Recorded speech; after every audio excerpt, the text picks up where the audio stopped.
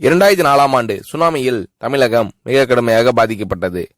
2004இல் சுனாமியில் தமிழகத்தில் மட்டும் 6065 பேர் இறந்தார்கள். 88 கிராமங்கள் நிலை குலைந்து அழிந்து போனது. இந்த சூழ்நிலையில் அம்மா அவர்கள் எடுத்த நடவடிக்கையால் 10 கிராமங்களுக்கு ஒரு அமைச்சர், ஒரு IAS அதிகாரி, ஒரு PRO என்ற ஒரு குழுவை அமைத்து உலக வரலாற்றிலேயே இது போன்ற மீட்பு நடவடிக்கை இருந்திருக்காது என்ற அளவில் 3 நாளில் பாதிக்கப்பட்ட கிராமங்களுக்கு மின்சாரம் வழங்கப்பட்டது. குடிநீர் வசதி செய்து தரப்பட்டது. இந்த மின்னல் வேக நடவடிக்கையால் அப்போதிருந்த இந்திய ஜனாதிபதி அப்துல் கலாம் மற்றும் அமெரிக்காவின் முன்னாள் அதிபர் கிளின்டன் ஆகியோரின் பாராட்டுகளை அம்மாவின் அரசு பெற்றது. அழுத கண்களை துடைக்கும் கரம் கொண்டவர் அம்மா அவர்கள். ஆண்டவன் யாரோ ஒரு நபர் மூலமாக வருவார்.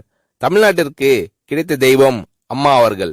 சுனாமியில் பாதிக்கப்பட்டவர்களில் 40 பேருக்கு 2 குழந்தைகளும் சுனாமியில் இறந்து விடுகிறது. அந்த 40 பேரும் ஏற்கனவே கருத்தடை ஆபரேஷன் செய்திருக்கிறார்கள். பெற்றோர்கள் மட்டும் உயிர் பிழைத்திருக்கிறார்கள்.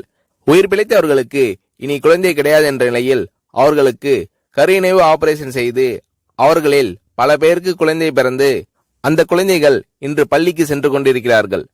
நாகப்பட்டினத்தில் அம்மா அவர்கள் மீனவர்களை சந்தித்த போது மீனவர்கள் கதறி அழுதார்கள். அவர்களிடம் அம்மா அவர்கள், நான் இருக்கிறேன், நீங்கள் கவலைப்படாதீர்கள், இழந்து போன உயிரை தவிர மீதி அனைத்தையும் நான் உங்களுக்கு தருவேன் என்று அவர்களுக்கு தேவையான அனைத்து உதவிகளையும் செய்து தந்தார் அம்மா அவர்கள்.